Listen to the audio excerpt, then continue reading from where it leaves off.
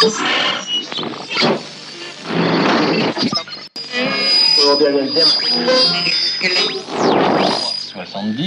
le deuxième était le...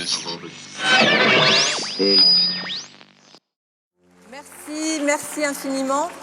J'ai beaucoup de plaisir à vous retrouver. Je veux remercier bien sûr le MEDEF de cette organisation de débats et d'auditions démocratiques dont on a besoin dans notre pays, et vous dire que je suis très heureuse d'être ici parce que ce lieu, s'il en fallait un pour témoigner de ma détermination, de mon engagement, de mon expérience en tant que responsable politique, en tant que candidate à l'élection présidentielle aujourd'hui, mais bien sûr appuyée sur une expérience et des actes posés, ce lieu qui est le symbole, je crois, de cette énergie de Paris et de cette capacité à travailler entre le monde de l'entreprise et bien sûr tout cet écosystème du numérique et les pouvoirs publics, en particulier la mairie que j'ai l'honneur de diriger. Eh bien, ce lieu est vraiment l'exemple de ces réussites françaises que l'on peut porter très très loin, très très haut à l'international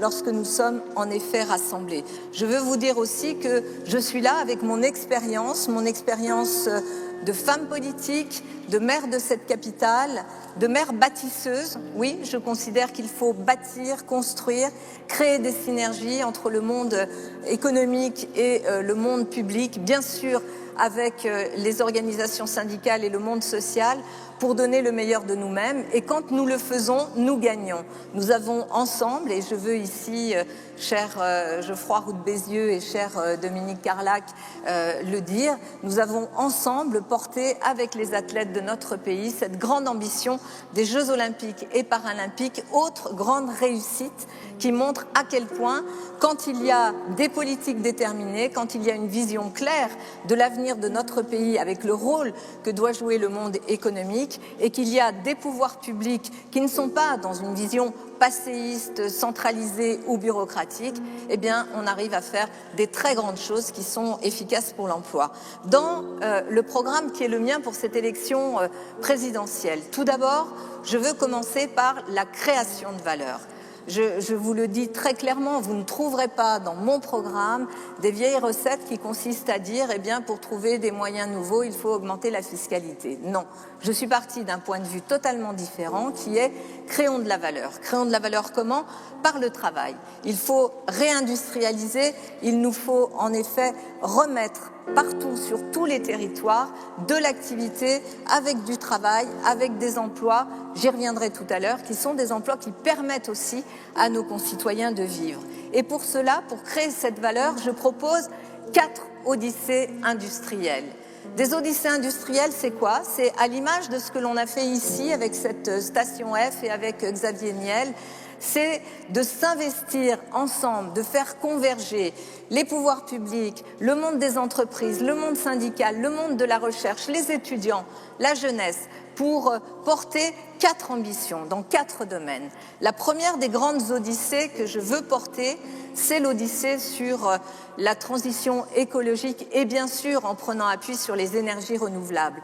Nous devons absolument prendre ce virage, planifier, mais pas une planification bureaucratique, planifier à partir des territoires en engageant pleinement d'ailleurs les présidents de région, qui pour moi sont aujourd'hui et demain les vrais ministres de l'Industrie, et s'engager fortement sur le développement, les filières qui vont être génératrices d'emplois grâce aux énergies renouvelables, grâce à la décarbonation de notre économie. Et d'ailleurs, un exemple très intéressant a été porté par le pacte du pouvoir de vivre, notamment sur la transformation du secteur automobile.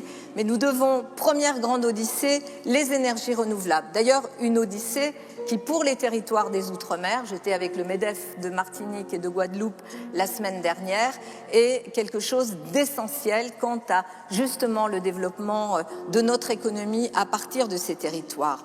La deuxième grande odyssée, c'est sur la question de la santé.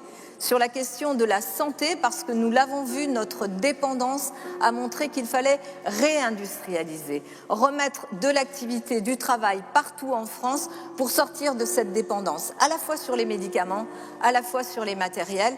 Et là aussi, je reprends l'exemple des Outre-mer qui, parce qu'ils sont ce territoire de biodiversité, nous permettent de nous projeter justement avec cette industrie de la santé à l'avenir. Troisième grande odyssée, les mobilités. J'en parlais tout à l'heure sur le secteur automobile. Nous pouvons être, en France, nous pouvons être le pays justement de cette odyssée industrielle dans laquelle toute notre économie, toute notre industrie aille vers ces mobilités nouvelles, qui sont des mobilités qui vont être électriques, hydrogènes, qui vont faire aussi la part belle, notamment au ferroviaire, contrairement à ce que l'on a fait ces dernières années. Et sur cette odyssée-là, bien sûr qu'aux côtés des entreprises, les pouvoirs publics, nationaux et régionaux doivent être au rendez-vous pour les infrastructures du pays, parce qu'évidemment, ça ne se développera que s'il y a aussi cet engagement des pouvoirs publics sur les infrastructures. Et la dernière et la quatrième des grandes odyssées, celle du numérique, je ne vais pas faire de dessin, mais nous avons besoin là aussi, c'est à la fois de l'infrastructure, c'est du développement, c'est de la nouvelle économie que nous devons porter partout sur les territoires. Je propose d'ailleurs, à côté de cette politique industrielle, d'avoir une politique de formation et de formation professionnelle extrêmement appuyée. Je propose, mesdames et messieurs, la généralisation des formations en alternance à partir du bac. La généralisation. Nous avons besoin de recréer ce lien à la fois sur les territoires. Les régions ont cette compétence en matière de formation professionnelles, elles ont une compétence aussi sur l'enseignement supérieur et les universités, mais surtout, nous devons permettre à la jeunesse de notre pays de comprendre, de connaître, d'être en lien avec le monde économique, et la généralisation des formations en alternance est pour moi une façon d'avancer gagnant-gagnant, monde économique et bien sûr monde du travail et pour nous, notre jeunesse. Bien sûr que tout cela doit passer par la revalorisation du travail. Je vous le dis ici, les salaires en France sont trop bas, on n'y arrivera pas. Et vous savez très bien que cette question-là, qui touche de plein fouet la question des inégalités, plombe notre compétitivité. Elle plombe notre compétitivité parce que nous ne pouvons pas nous inscrire dans un modèle de développement low cost. Nous devons nous inscrire dans un modèle de développement où on valorise quoi? La compétence, la qualification, où on valorise justement la valeur ajoutée. Et pour cela, il nous faut effectivement valoriser le travail. Je l'ai dit, je le redis, augmentation du SMIC de 15% dès mon arrivée, puis des négociations partout dans les branches. Je crois au rôle des branches et à l'interprofessionnel, bien sûr à l'entreprise, pour négocier des accords. Et dans ces accords, je vous le dis, peut-être parce que je suis une femme candidate à l'élection présidentielle et que je suis pragmatique, que je sais combien nous devons aux femmes dans l'activité économique pour le développement de notre pays, l'égalité salariale sera enfin une réalité sous mon quinquennat. Et puis, parce que c'est très important, il nous faut aussi, dans cette valorisation du travail, protéger justement ces travailleurs des plateformes qui n'ont pas de statut, qui renvoient à ce modèle low cost qui ne peut pas être le nôtre.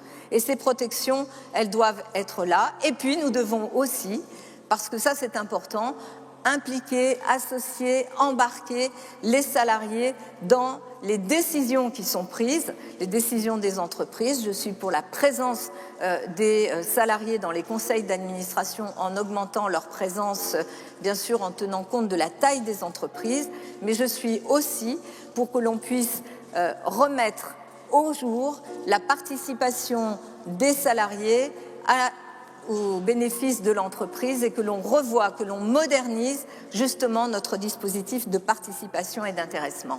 Enfin, la méthode pour moi, elle est très simple. Je suis une social-démocrate. Ça veut dire quoi? Je cherche l'équilibre.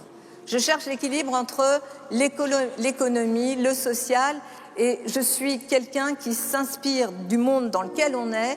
Le monde dans lequel on est, c'est qu'en 2030, ça sera l'irréversibilité en matière écologique. Donc je m'appuie sur ce grand défi qu'est l'écologie pour pouvoir avancer. Bien sûr, l'Europe doit être là à la fois pour assurer notre souveraineté, notre protection, oui, à une taxe aux frontières sur une taxe carbone aux frontières au niveau européen. Je suis bien sûr aussi parce que social-démocrate, pour le dialogue, la négociation et la répartition de la valeur. Souvent, on nous a dit, avant de répartir la valeur, il faut la créer. Je crois qu'elle est là et ce qui est en train de miner nos sociétés, c'est justement les inégalités qui sont en train de faire perdre confiance à nos concitoyens, notamment à la classe moyenne, leur faire perdre confiance dans notre démocratie, dans nos institutions. Et je vous assure, vous le savez, le chaos social, le chaos politique, ça n'est pas bon non plus pour l'économie. Donc moi, ce que je propose, c'est aussi cet équilibre que nous devons trouver, c'est aussi transformer profondément l'État par une décentralisation réelle. J'ai parlé des régions tout à l'heure, parce que ce que nous avons vu ces 5 dernières années, c'est de la bureaucratie et de la bureaucratie. Et je veux bien sûr avoir une stabilité des règles fiscales et des règles juridiques pour les entreprises, parce que pour pouvoir se projeter, il y a aussi besoin de stabilité et d'engagement. Voilà le projet que je veux vous proposer. Merci pour votre écoute. Merci Anne Hidalgo. Je propose de me rejoindre.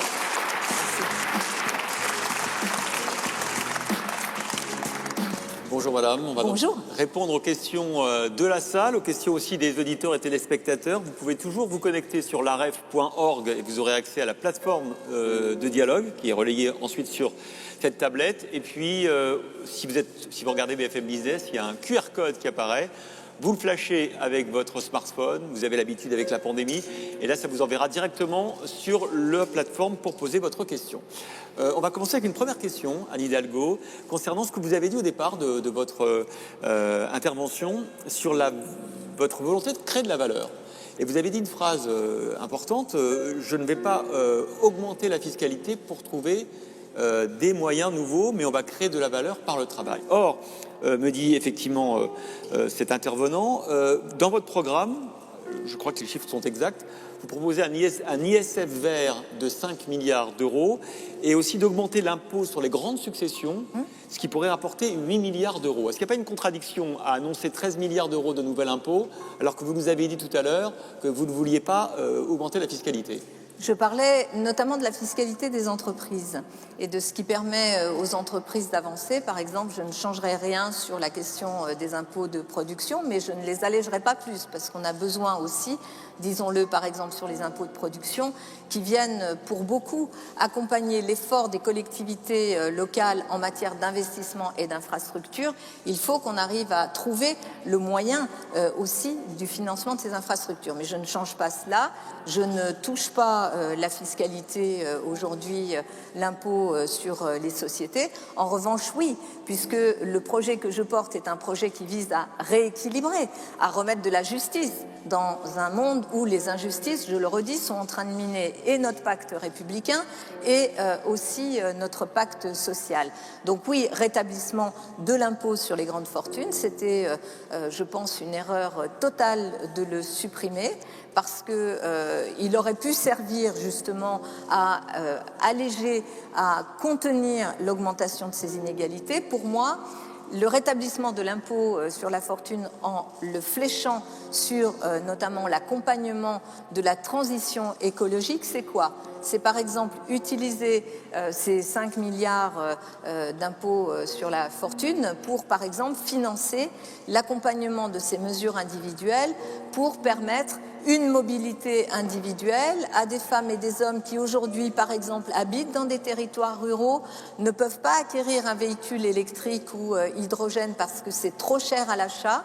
Donc on a besoin de les accompagner dans l'achat ou, comme je le propose, dans des systèmes type leasing social, leur permettant d'aller vers cette mobilité-là. Ou encore, autre proposition qui sera financée par cet impôt sur la fortune climatique, qui est de permettre aux personnes de pouvoir engager la rénovation thermique de leur logement sans faire l'avance de frais, en impliquant bien sûr la Caisse des dépôts dans le dispositif dispositif que j'ai imaginé et en faisant en sorte qu'on se rembourse a posteriori une fois le bien, enfin l'appartement cédé, vendu ou au moment, par exemple, de la succession. Et sur les successions, très clairement, je crois que je suis celle qui propose le système dans lequel le moins de Français seront taxés, puisque je porte à 300 000 € l'exonération complète des successions.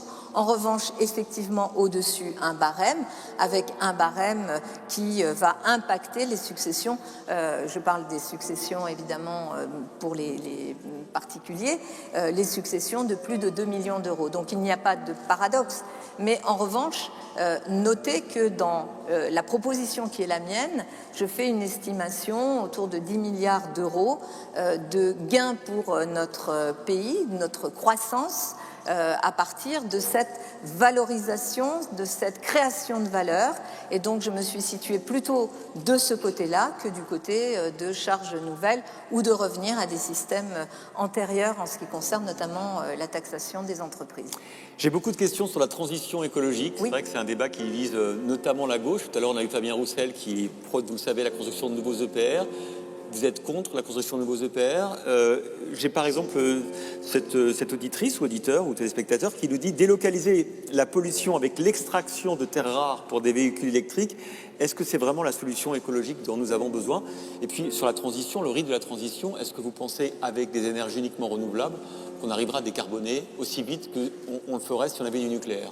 Je vais commencer par la deuxième question. Moi, je suis très clairement sur le deuxième scénario de RTE, à savoir aller le plus vite possible, mais le plus vite possible vers les énergies renouvelables, mais évidemment tenir compte du besoin en énergie et en électricité dont on a besoin et dont on va avoir besoin, parce que notamment le numérique, l'électrique, c'est la question de la première auditrice, génère des besoins qui ne peuvent pas aujourd'hui se passer de ce nucléaire que nous avons, que nous devons prolonger. Donc oui, je suis pour le grand carénage. D'ailleurs, dans ce scénario RTE numéro 2, c'est autour de 2050, 2000, peut-être 60, qu'on arrive à la sortie du nucléaire par l'augmentation des énergies renouvelables.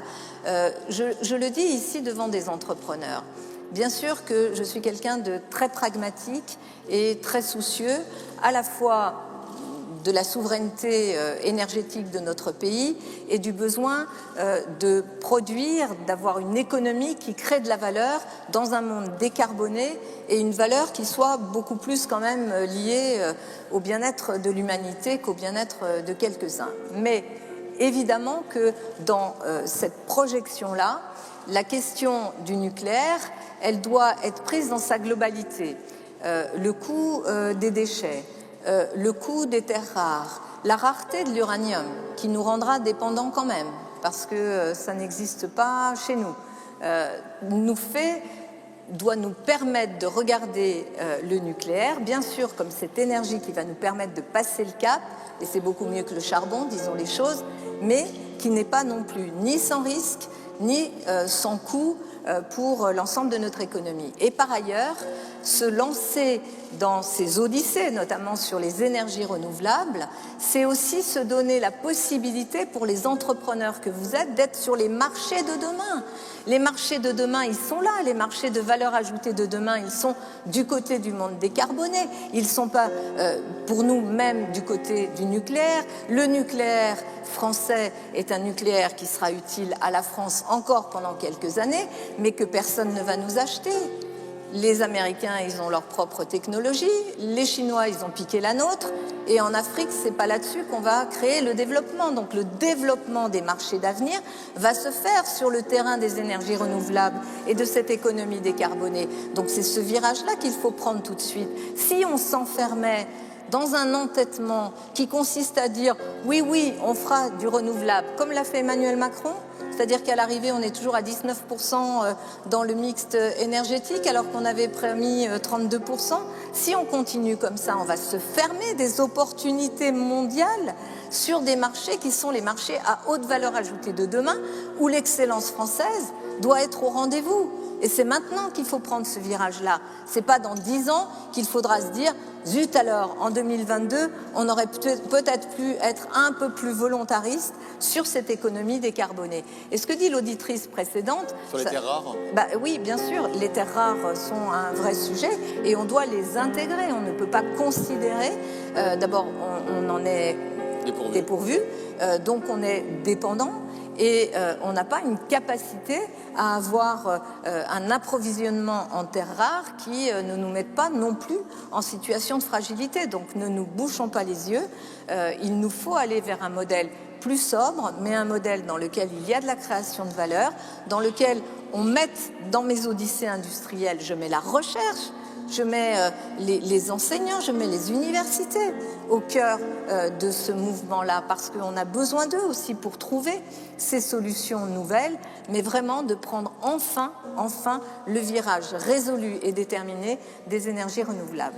J'ai des questions sur votre proposition que vous avez faite tout à l'heure de généraliser la formation en alternance à partir du baccalauréat. Est-ce que ça veut dire que vous la rendrez obligatoire? Est-ce qu'à partir du bac, on devra forcément entreprendre une formation en alternance? En tous les cas, aujourd'hui, nous sommes sur 7% des formations qui se font en alternance. Et d'ailleurs, quand je regarde, c'est plutôt dans les écoles d'excellence que les formations se font en alternance. Eh bien, moi, je veux donner cette chance-là à tous les enfants, et notamment aux enfants de la classe moyenne. Parce que les enfants de la classe moyenne, ce sont eux qui ont le plus de difficultés aujourd'hui à accéder à l'enseignement supérieur. Souvent, ils sont obligés de travailler pour payer leurs études, ce qui, à la fin, se répercute évidemment sur leurs résultats et l'obtention du diplôme.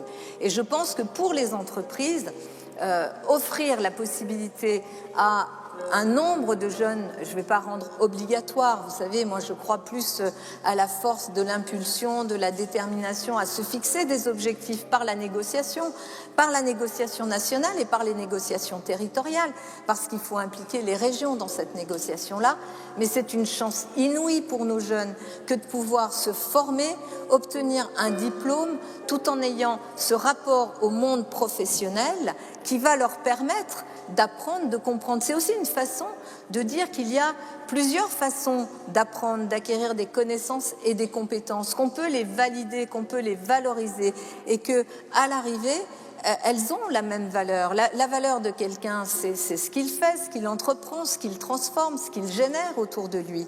Et non pas le type de diplôme qu'il a eu au départ, souvent parce que le déterminisme social fait que on a plus de chances de faire une grande école et d'avoir une carrière de cadre et de cadre supérieur et de cadre dirigeant quand on sort soi-même d'un milieu où on est déjà entouré socialement de ces personnes. Donc il faut vraiment, enfin je vous le dis, et là on aura besoin de vous, j'aurai besoin de vous, de toutes les entreprises, pour aller vers cette généralisation de l'alternance. Bien sûr que le modèle, pour moi, c'est l'Allemagne, à la fois du point de vue de la généralisation des formations en alternance, à la fois aussi du point de vue de la territorialisation et de la régionalisation, parce que c'est ce qui nous permettra d'avoir des grandes entreprises, des champions à l'international, mais aussi des ETI, mais aussi des PME et tout un réseau d'artisans et de petites entreprises qui contribuent évidemment à la richesse de notre pays. Alors, puisque nous sommes à Station F, dans un incubateur de jeunes pousses, et que vous avez d'ailleurs vanté l'écosystème de Station F tout à l'heure et de la French Tech en général, j'ai deux questions. Que feriez-vous pour continuer ou augmenter l'investissement des fonds étrangers dans les startups françaises? Et deuxièmement, quel est votre point de vue sur les crypto-monnaies, les NFT? Pour l'instant, il y a un seul candidat qu'on reçoit tout à l'heure, d'ailleurs, qui a pris position sur ce sujet. Est-ce que vous allez le réglementer? Est-ce que vous allez lever la fiscalité sur les cryptos? D'abord, sur cet écosystème, bien sûr qu'il faut qu'il puisse y avoir de l'investissement étranger, mais moi je suis quand même pour qu'on essaye de créer de la valeur, d'avoir des fonds ici, en France. Quand je me suis battue, parce que tout ça s'est fait un peu en même temps, hein, vous savez, on est ici, Station F, c'était une halle ferroviaire. Il y a eu ce génie de Xavier Niel de proposer le plus gros incubateur au monde, mais ce plus gros incubateur au au monde, quand il nous l'a proposé à la fin des années, vers 2010-2012, quand il nous l'a proposé, c'était une grande innovation et il ne pouvait pas le faire tout seul. Il fallait aussi qu'il y ait les pouvoirs publics. Nous, on a accompagné et j'ai accompagné cette innovation parce que pour moi, c'était très important que depuis ici, Paris, capitale de la France, on puisse montrer au monde entier qu'on était sur cette économie du numérique des champions et qu'on était capable de fournir des champions. Donc il faut qu'on fournisse des champions français. Bien sûr qu'on est dans une économie ouverte et qu'il faut pouvoir attirer les fonds, les investissements étrangers, mais je vous le dis, pour moi, il y a quand même aussi un rôle, ne l'oubliez jamais, des pouvoirs publics dans l'investissement sur les infrastructures et sur l'accompagnement des entreprises et du monde économique qui est indispensable. Je vous le dis parce qu'en ce moment quand même, les budgets des collectivités ont été totalement verrouillés puisqu'elles ne sont pas accompagnées dans les dépenses qu'elles ont dû mettre en œuvre pour cette crise Covid, y compris les dépenses pour soutenir le tissu économique local, et que donc la question de l'investissement des collectivités locales est en cause. Et s'il y a ici du secteur du bâtiment et des travaux publics, vous le savez très bien, secteur du bâtiment et des travaux publics, quand l'investissement public s'effondre, c'est le reste qui s'effondre. Donc on voit bien la complémentarité, non pas la substitution. Moi je suis vraiment pour que nous soyons, nous, du côté des infrastructures et des impulsions, et que bien sûr le monde économique ensuite joue la part qui est la sienne. Donc continuer, mais aussi par la formation, mais aussi par l'accompagnement des jeunes à pouvoir développer cet écosystème du numérique. Les cryptos ? Les cryptos, je pense qu'il va falloir un jour quand même les réguler. Moi, vous savez, je trouve que très bien, la liberté, ce que l'on voit à travers les plateformes, quand même. Il y a aussi un danger au-delà de la question économique qui est de la mainmise d'un certain nombre de grands groupes dont on se dit qu'ils ont un peu eux-mêmes perdu la maîtrise de leurs innovations et qui sont aussi dangereux pour les équilibres du monde et pour nos démocraties. Moi, je ne fais jamais de séparation absolue entre les équilibres qu'il nous faut trouver sur le plan social pour que les gens puissent vivre de leur travail dignement. Ça veut dire qu'il faut qu'ils aient des salaires, que le travail que je veux valoriser soit reconnu comme permettant à chacun de pouvoir élever ses enfants, se loger, se nourrir, vivre avec une perspective qui soit une perspective positive, un équilibre social, qu'on prenne la question environnementale comme un sujet majeur, moteur de cette nouvelle économie décarbonée que nous devons, nous les Français ici, nous devons être les champions. Nous sommes la ville de l'accord de Paris sur le climat et on ne va rien en faire. On va tourner le dos à ça. On va laisser d'autres décider pour nous. Il faut qu'on prenne ce sujet à bras-le-corps, qu'on soit les champions de la transition écologique, qu'on soit les champions dans nos économies et donc qu'on ne soit pas dépendants et vulnérables à des choses qui se décident ailleurs, on ne sait pas trop par qui, et parfois par des systèmes qui ont échappé à leurs créateurs. Donc je suis pour la régulation. Beaucoup de réactions aussi, j'imagine, de chefs d'entreprise à votre programme d'augmenter de 15% le SMIC dès votre arrivée à l'Élysée, c'est ce que vous avez dit tout à l'heure. On nous rappelle que en revalorisant et en privilégiant les bas salaires, on crée une trappe qui fait qu'on laisse pendant plusieurs années des gens au niveau du SMIC sans perspective d'évolution. Et en parallèle, on augmente les cotisations ou les impôts sur les hauts salaires et donc on pousse à la délocalisation, à la fuite des cerveaux. Non, je ne crois pas du tout à ce modèle tel qu'il est décrit là. Ça, c'est le modèle du passé, ce modèle qui nous a beaucoup été annoncé, en tous les cas présenté comme tel dans ces époques où on a connu l'austérité en Europe, où on a vu comment justement cette austérité, comment cette non-augmentation des salaires faisait finalement poser un problème de compétitivité aussi majeur à notre pays. Donc regardez ce qui se passe autour de nous. D'abord ce qui se passe chez nous. Est-ce que vous croyez qu'on va pouvoir continuer à vivre comme ça, avec des salaires aussi faibles, avec des gens, et vous êtes tous les jours, il y a des secteurs entiers, là je vous vois présents, des secteurs entiers qui sont en recherche de main-d'œuvre, de qualification, de capital humain, de ressources humaines, et les gens vous disent quoi? C'est pas assez payé et les conditions de travail sont déplorables. Alors il faut régler ça. Et il faut que le travail soit aussi quelque chose qui donne envie, qui ait du sens. Les jeunes générations qui arrivent sur le marché du travail, qu'est-ce qu'elles vous disent? Je veux un travail qui ait du sens. Et vous croyez qu'on va s'en sortir avec ces discours-là? Regardez ce qui s'est passé en Grande-Bretagne, l'augmentation du SMIC avec le Brexit. Regardez en Allemagne, regardez en Espagne. Est-ce que ça leur fait perdre de la compétitivité d'augmenter les salaires, d'augmenter le SMIC? Non, c'est du rattrapage. Je vous le dis, si les 10% des salaires les plus élevés n'avaient pas augmenté 10 fois plus vite que les 10% des salaires les moins élevés, il n'y aurait pas de rattrapage à faire. Donc on va le faire. Parce que c'est ça qui redonne de la confiance et qui peut remettre de la cohésion sociale dans le pays.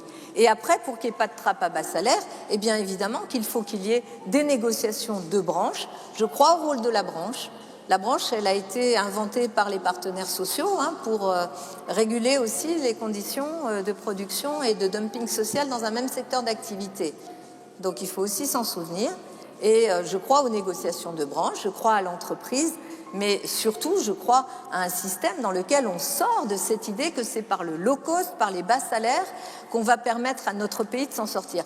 Je vous renvoie à une étude passionnante de l'OCDE de 2019, qui raconte quoi? Que quand les classes moyennes perdent confiance parce qu'elles n'arrivent plus à vivre de leur travail et qu'elles perdent confiance parce que c'est trop dur de se loger, parce que le salaire ne permet plus de se loger, parce que c'est trop dur d'emmener ses enfants dans l'enseignement supérieur, qu'est-ce qui se passe? Eh bien, ce sont nos systèmes démocratiques qui s'effondrent. Et un système démocratique qui s'effondre, ça ne permet pas la prospérité d'un pays. Vous le savez, vous êtes des femmes et des hommes engagés dans vos entreprises. Et vous voyez très bien qu'il faut de la motivation, qu'il faut de l'entraînement, qu'il faut aussi du partage. Bien sûr, reconnaître le risque et la valeur de ceux qui créent l'entreprise. Et dans ma famille, j'ai beaucoup de créateurs d'entreprises. Et je sais ce que c'est, cette prise de risque. Et pour moi, elle est très importante. Mais je sais aussi que cette prise de risque-là, elle doit se faire en rétribuant, bien sûr, la prise de risque, mais en tenant compte aussi de ceux qui contribuent à la valeur de l'entreprise qui est celle dans laquelle vous évoluez. Merci Anne Hidalgo. Merci à vous. Nous arrivons au terme de ce débat.